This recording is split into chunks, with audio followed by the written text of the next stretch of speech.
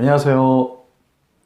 생활경제 교육을 제공하는 복숭아나무의 이봉무입니다. 반갑습니다. 자, 오늘도 일상생활에 꼭 도움이 되는 금융상식에 관해서 알아보도록 하겠습니다. 오늘은 저축에 관한 두 번째 시간입니다. 오늘 준비한 주제는요, 금리에 관한 얘기인데요. 금리에 관한 내용 중에서 금리보다는 금액에 주목하자라는 얘기입니다.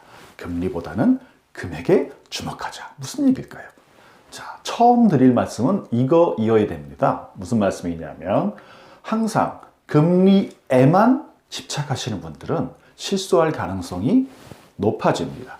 먼저 저축이라는 용어부터 한번 알아볼게요. 일상생활에서 저축이라는 용어는 한 두 가지 정도로 사용하고 있습니다.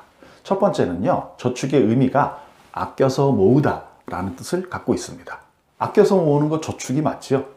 그렇다면 아껴서 모으는 것의 반대말은 뭘까요? 써버리다겠죠. 그래서 지금의 의미의 저축의 반대말은 소비입니다. 자, 그 다음에 두 번째 저축이 갖고 있는 뜻이 있는데요. 이번에는 모으긴 모으는데 원금의 손실이 없이 안전하게 돈을 모으다 라는 뜻이 있습니다. 자, 이번에는 반대말이 뭘까요?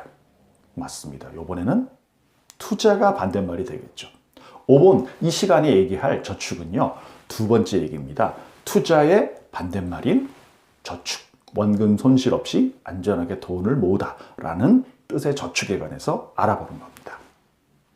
어떤 사람이 저축을 하기 위해서 은행에 가서 은행 직원과 상담을 합니다. 여러 가지를 물어볼 수도 있겠지만 가장 많은 내용 중에 하나가 바로 금리에 관한 겁니다. 우리는 보통 예금 금리가 조금이라도 높으면 그건 좋은 것이고 조금이라도 낮으면 그것은 안 좋은 것이다 라고 생각하는 경향이 있습니다. 완전히 틀린 얘기는 아닙니다. 맞는 얘기입니다. 하지만 매우 순진한 생각이란 것도 분명합니다. 자, 왜 그런지 한번 알아볼까요?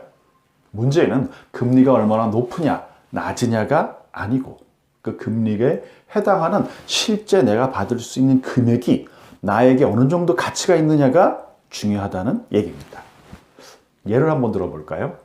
자, A은행이 1년 만기 정기 적금에 가입하면 2% 금리를 준다고 합니다. 근데 그 옆에 있는 B은행에서는 똑같이 저축해도 3% 이자를 주겠다고 합니다.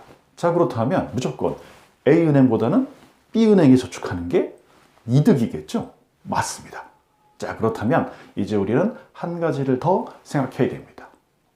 만일 A은행과 B은행에 동일한 금액을 저축할 때 내가 받을 수 있는 실제 이자는 얼마나 차이 날까?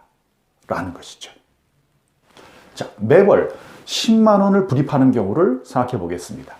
A은행에서 받을 수 있는 이자는요, 1,998원입니다. 2% 이자인 경우죠. 그렇다면 B은행에서 받을 수 있는 이자는 얼마일까요? 16,497원입니다. 아, 이자가 너무 적죠. 하지만 확실히 B은행이 더 이자가 많네요. 자, 그렇다면 A은행과 B은행의 이자의 차이는 얼마나 될까요? 빼보면 되겠죠. 5,499원입니다. 5,499원. 다시 말씀드리지만 지금 말씀드리는 이자는요, 1년 후에 받을 수 있는 이자입니다.